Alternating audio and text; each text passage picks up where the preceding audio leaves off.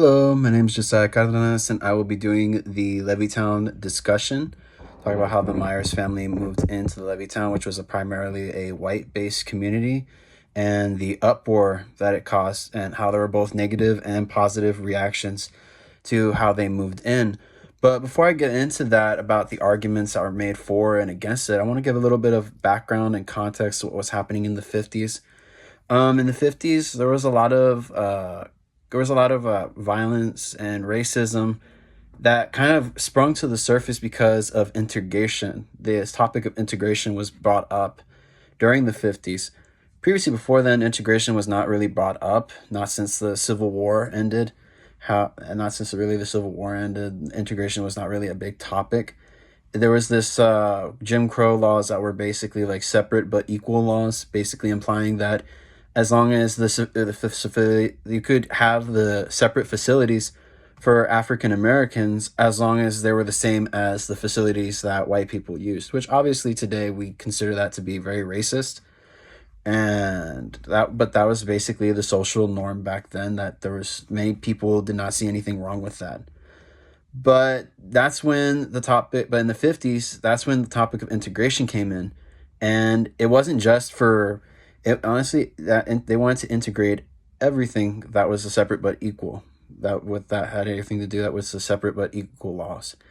Like for instance, restaurants. No, they wanted to integrate into restaurants, into restrooms, into schools. Also in the army as well. Again, something else that was completely ridiculous was that they had separate divisions in the army. They wouldn't even let African Americans serve with white people in the army, which honestly today you look back today and you consider that to be completely ridiculous. Same thing as separate bathrooms, same thing as separate schools, same thing as separate restaurants. Things that are normal that you wouldn't even think about today were considered not normal back then. Like it wasn't really the social norm.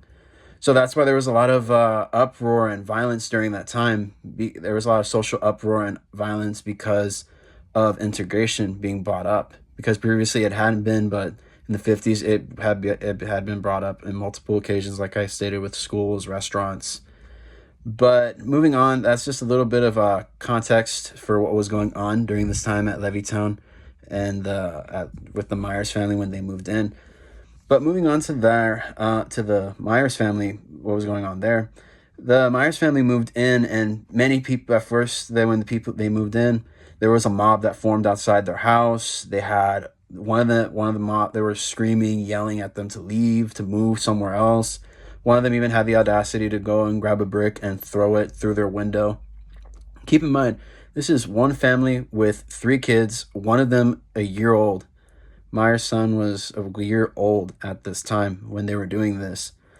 So you have to keep that in mind to see what kind of mentality that these people had for them to go and mob a house like that.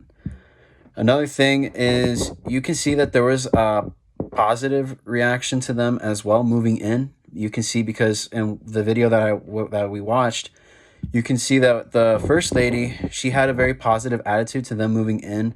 She wanted to feel, you could even hear it in her own words. She says she wanted to feel more like a community for her kids. And it felt more like a community since they moved in. They didn't feel so much like separate, like it was not like so much us and them, but them together. It felt more like us, if that makes sense. But yeah, you can see that they formed a committee. A group of ministers formed a committee to welcome them, to make them feel more safe, to disband these rumors that were going around.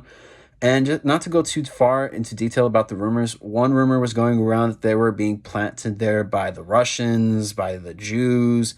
Not even the civil rights movement was implicated. It was just an accusation that Russians and Jews were putting them there and planting them there in that neighborhood. That was one of those rumors that was going around. But to go on to the two arguments that were made for them moving in there, one was, as I stated right now, they wanted to feel more like a community. They wanted it to feel more inclusive in their community. That's what they wanted. And the second argument was that they were Americans. They had the God-given right to move there, regardless of how other people felt about it. That was their God-given right as American citizens.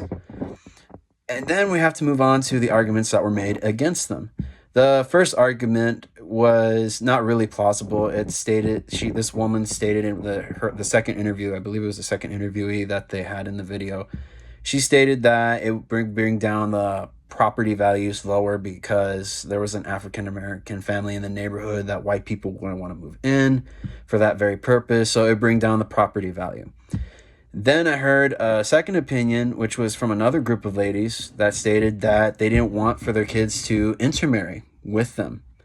They didn't want that. They wanted to keep their lineage, I guess you could say, pure.